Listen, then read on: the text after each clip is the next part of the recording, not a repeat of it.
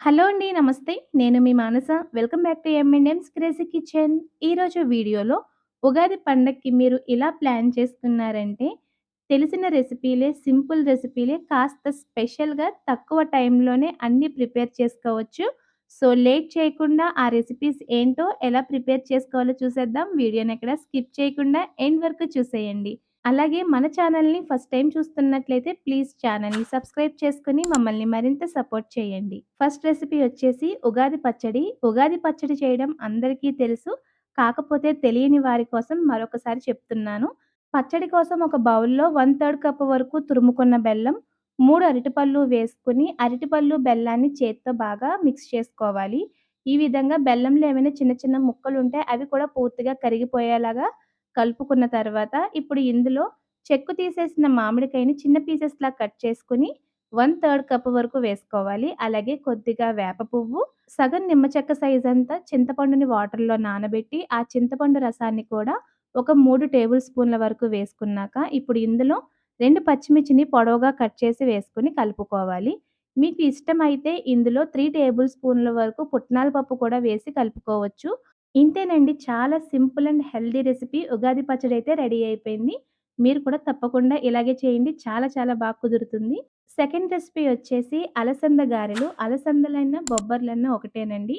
So, ఈ అలసంద గారెల కోసం ముందుగా ఒక కప్పు వరకు అలసందలు తీసుకొని ఒక బౌల్‌లో వేసుకోవాలి. గారెలు క్రిస్పీగా రావడం కోసం ఒక టేబుల్ స్పూన్ వరకు రైస్ వేసుకొని, ఈ రెండింటిని కూడా ఒక రాత్రంతా పూర్తిగా నాననివ్వాలి.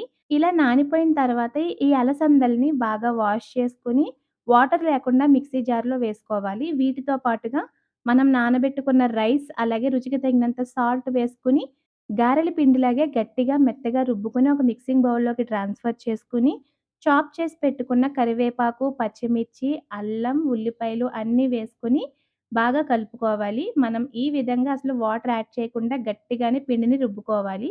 ఒకవేళ మీకు పొరపాటున ఏదైనా పిండి లూజ్ అయినట్లు అనిపిస్తే, ఒక టేబుల్ స్పూన్ వరకు వరిపిండి యాడ్ చేసుకొని మరొకసారి కలిపి చెక్ చేసుకోండి. మనం చేతితో కాస్త పిండి తీసుకొని గారెలా చేసి చూసామనుకోండి, చుట్టూ క్రాక్స్ రాకుండా రౌండ్‌గా వచ్చిందనుకోండి, అది పర్ఫెక్ట్ కన్సిస్టెన్సీ అనమాట. ఇంకా డౌట్ లేకుండా వడలు ప్రిపేర్ చేసుకోవచ్చు. ఇప్పుడు ఇందులో హాఫ్ టేబుల్ స్పూన్ వరకు జీలకర్ర వేసుకొని, ఒకసారి కలిపిన తర్వాత చేతిని తడి చేసుకొని, కొద్ది కొద్దిగా పిండిని తీసుకొని వీడియోలో చూపిస్తున్నట్లు గారెల్ని ప్రిపేర్ చేసుకొని, కాగుతున్న నూనెలో మంటని లో ఫ్లేమ్‌లో ఉంచి వేసుకోవాలి. మొత్తం గారెలన్నీ వేసిన తర్వాత మంటని హై ఫ్లేమ్‌లోకి టర్న్ చేసుకొని, అటు ఇటు ఫ్లిప్ చేసుకుంటూ గోల్డెన్ కలర్ వచ్చేంత వరకు వేగనిచ్చుకుంటే సరిపోతుంది. ఇంతేనండి. బొబ్బర గారెలైతే రెడీ అయిపోయినియి. మీరు టేస్ట్‌కి కూడా అసలెక్కడ డౌట్ పడక్కర్లేదు. చాలా చాలా టేస్టీగా ఉంటాయి. బియ్యం వేసి రుబ్బటం వల్ల పైకి క్రిస్పీగా, లోపల మెత్తగా చాలా చాలా టేస్టీగా ఉంటాయి. తప్పకుండా ట్రై చేయండి. థర్డ్ రెసిపీ వచ్చేసి సేమియా దద్దోజనం. మనం దద్దోజనం అంటే జనరల్‌గా రైస్‌తో చేసుకుంటాం కదా! కానీ ఇది కాస్త స్పెషల్‌గా సేమియాతో దద్దోజనం ఎలా ప్రిపేర్ చేసుకోవాలో చూపించబోతున్నాను. ఈ దద్దోజనం కోసం ఒక గిన్నెలో కొద్దిగా వాటర్ యాడ్ చేసుకొని, ఒక టేబుల్ స్పూన్ ఆయిల్ వేసి హై ఫ్లేమ్‌లో వాటర్‌ని బాగా బాయిల్ చేసుకున్న తర్వాత, పావు కప్పు వరకు సేమియాలు వేసుకొని మంటని హై ఫ్లేమ్‌లోనే ఉంచి మధ్య మధ్యలో కలుపుకుంటూ సేమియాలని బాగా ఉడికించుకోవాలి. మనం చేతితో నొక్కి చూసామంటే సగానికి బ్రేక్ అవ్వాలి. సో, ఈ విధంగా సేమియా కుక్ అయిన తర్వాత వెంటనే వాటర్ అంతా కూడా డ్రైన్ చేసేసుకొని, పైన కొద్దిగా నార్మల్ వాటర్ వేసేసారంటే ఒకదాన్నొకటి అతుక్కోకుండా సేమియాలు విడివిడిగా పొడి పొడిలాడుతూ వచ్చేస్తాయి. ఇప్పుడు ఈ సేమియాలని ఒక మిక్సింగ్ బౌల్‌లో వేసుకొని, ఒక కప్పు వరకు పెరుగు వేసుకొని బాగా కలుపుకున్న తర్వాత, ఈ సేమియాల్ని పక్కన పెట్టుకొని, ఇప్పుడు తాలింపు కోసం స్టవ్ మీద ఒక 2 టేబుల్ స్పూన్ల ఆయిల్‌ని హీట్ చేసి, అందులో కొన్ని జీడిపప్పు వేసి ఎర్రగా వేగిన తర్వాత వాటిని కలిపి పెట్టుకున్న సేమియా దద్దోజనంలో వేసేసుకోవాలి. అలాగే అదే ఆయిల్‌లో 1:30 టేబుల్ స్పూన్ల శనగపప్పు, 1 టేబుల్ స్పూన్ వరకు పొట్టు మినపప్పు, మీ రుచికి, కారానికి తగినట్లుగా పచ్చిమిర్చి, ఎండుమిర్చిని కూడా పీసెస్‌లా కట్ చేసి వేసుకోండి. 1 టీ స్పూన్ వరకు జీలకర్ర, 1 టీ స్పూన్ ఆవాలు, కొద్దిగా కరివేపాకు వేసుకొని వీటన్నింటిని కూడా బాగా వేగనివ్వాలి. పోపులు ఎంత బాగా వేగితే రెసిపీ టేస్టు అంత బాగుంటుంది. సో, ఈ పోపులన్నీ బాగా ఎర్రగా వేగిన తర్వాత ప్రిపేర్ చేసి పెట్టుకున్న సేమియా దద్దోజనంలో వేసుకొని కలిపేసుకొని, మీ రుచికి తగినంత సాల్ట్ వేసుకొని ప్రిపేర్ చేసుకున్నారంటే ఎంతో రుచికరమైన సేమియా దద్దోజనం కూడా రెడీ అయిపోతుంది. ఫోర్త్ రెసిపీ వచ్చేసి మామిడికాయ పులిహార. మామిడికాయ పులిహార కూడా చాలా సింపుల్ అండి. దీనికోసం ఒక చిన్న సైజు పచ్చి మామిడికాయని తీసుకొని, చెక్కు తీసేసి సన్నగా తురుముకొని పక్కన పెట్టుకోవాలి. ఇప్పుడు తాలింపు కోసం స్టవ్ మీద పాన్ పెట్టి 2 టేబుల్ స్పూన్ల ఆయిల్ వేసుకొని, ఆయిల్ కాగిన తర్వాత 2 టేబుల్ స్పూన్ల పల్లీలు వేసుకొని, పల్లీలు కాస్త ఎర్రగా అయ్యేంత వరకు వేగనివ్వాలి. ఇప్పుడు ఇందులో ఒక టేబుల్ స్పూన్ వరకు పచ్చిశనగపప్పు కూడా వేసుకొని, ఒక నిమిషం వేగనిచ్చిన తర్వాత, ఒక టేబుల్ స్పూన్ వరకు పొట్టు మినపప్పు కూడా వేసుకొని, మరొక నిమిషం పాటు వేగనిచ్చి, ఇందులో మీ కారానికి తగినట్లుగా పచ్చిమిర్చి, అల్లం, ఎండుమిర్చిని కట్ చేసి వేసుకోండి. ఇలా మొత్తం అన్ని పోపు సామాన్లు వేగిపోయిన తర్వాత మనము తురిమి పెట్టుకున్న పచ్చి మామిడి తురుము కూడా వేసుకొని, ఒక 2 నిమిషాల పాటు కలుపుతూ బాగా వేగనివ్వాలి.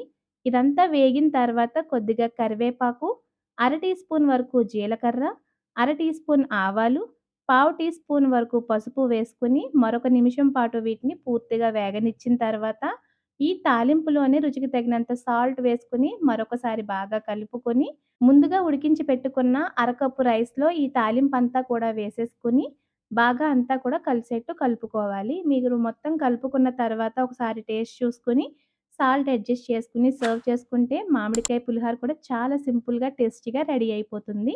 ఫిఫ్త్ రెసిపీ బెల్లం, పంచదార ఇవేమీ వాడకుండా చాలా టేస్టీగా చేసుకునే పరమాన్నం రెసిపీ. దీనికోసం ఒక కప్పు రైస్‌ని ఒక బౌల్‌లో వేసుకొని 3 సార్లు కడిగి శుభ్రం చేసుకున్న తర్వాత, కొద్దిగా వాటర్ యాడ్ చేసుకొని పక్కనుంచి నాననివ్వండి.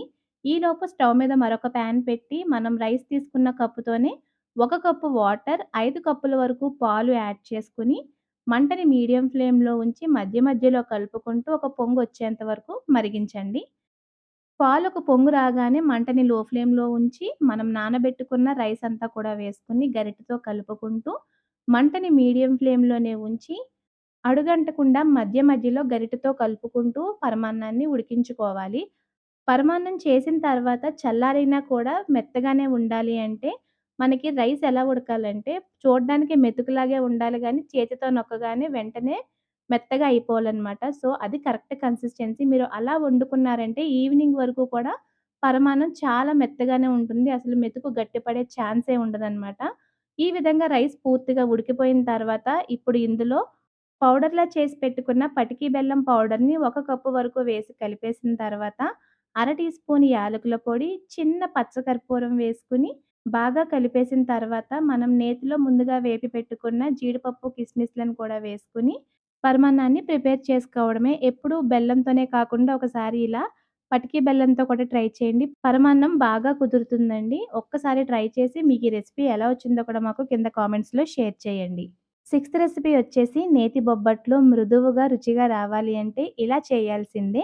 బొబ్బట్ల కోసం ముందుగా ఒక బౌల్‌లోకి ముప్పావు కప్పు వరకు శనగపప్పు తీసుకొని, 3 సార్లు కడిగి శుభ్రం చేసుకున్న తర్వాత, ఇందులో 2 కప్పుల వరకు వాటర్ యాడ్ చేసుకొని, మూత పెట్టేసి ఒక 4 గంటల సేపు నాననివ్వాలి. ఇలా 4 గంటల సేపు పప్పుని నానబెట్టుకోవడం వల్ల మెత్తగా అయ్యి త్వరగా ఉడుకుతుంది. ఇప్పుడు బొబ్బట్ల పిండి కలుపుకోవడం కోసం ఒక బౌల్‌లోకి 1 కప్పు వరకు మైదా వేసుకోండి. మైదా ఇష్టం లేకపోతే గోధుమ పిండైనా వేసుకోవచ్చు. బొబ్బట్లు చల్లారిన తర్వాత పైన లేయర్ గట్టిగా అవ్వకుండా ఉండటం కోసం ఒక టేబుల్ స్పూన్ వరకు ఉప్మా రవ్వనైతే వేసుకోండి. ఇందులోనే పావు టీ స్పూన్ వరకు వంట సోడా కూడా వేసుకొని ఫస్ట్ ఈ డ్రై ఇంగ్రీడియెంట్స్ అన్నీ బాగా కలిసేట్టు కలుపుకున్నాక కొద్ది కొద్దిగా వాటర్ యాడ్ చేసుకుంటూ పిండిని గట్టిగాని అలాగని లూజ్ కానీ కాకుండా ఈ విధంగా కాస్త జిగురుగా స్టిక్కీగా ఉండేలాగా కలుపుకున్నాక ఇప్పుడు ఇందులో ఒక టేబుల్ స్పూన్ వరకు ఆయిల్‌ని వేసుకొని మరొకసారి పిండంతా కూడా బాగా కలపండి. మొత్తం పిండంతా కలుపుకున్న తర్వాత పిండిని సమానంగా పరుచుకొని గిన్నెలోనే ఈ పిండంతా నూనెలో మునిగేలాగా ఆయిల్‌ని వేసుకొని, ఈ పిండిని ఆయిల్‌లో మరొకసారి బాగా డిప్ చేసుకొని, మూత పెట్టేసి ఒక 2 గంటల సేపు నాననివ్వండి. ఇప్పుడు నానబెట్టుకున్న శనగపప్పుని కుక్కర్‌లో 3 విజిల్స్ వచ్చేంత వరకు ఉడికించుకుంటే సరిపోతుంది. చూసారు కదా! మనం ముందే నానబెట్టి ఉడికించుకోవడం వల్ల పప్పు మెత్తగా అయ్యి బాగా ఉడికింది. ఇప్పుడు ఈ పప్పులోని వాటర్ అంతా కూడా ఫిల్టర్ చేసేసుకోండి. స్పూన్‌తో కూడా మధ్య మధ్యలో కలుపుకుంటూ ఈ విధంగా ఇంకా వాటర్ ఏమైనా ఉంటే మొత్తం అంతా ఫిల్టర్ చేసేసుకొని, పప్పు మొత్తం పూర్తిగా చల్లారిపోయిన తర్వాత మిక్సీ జార్‌లోకి ట్రాన్స్‌ఫర్ చేసుకొని, మెత్తటి ఫైన్ పేస్ట్ లాగా బ్లెండ్ చేసుకోండి. చూసారు కదా! ఈ విధంగా అసలు పలుకు లేకుండా మెత్తగా ఫైన్ పేస్ట్ లాగా ప్రిపేర్ చేసి పక్కన పెట్టుకోండి.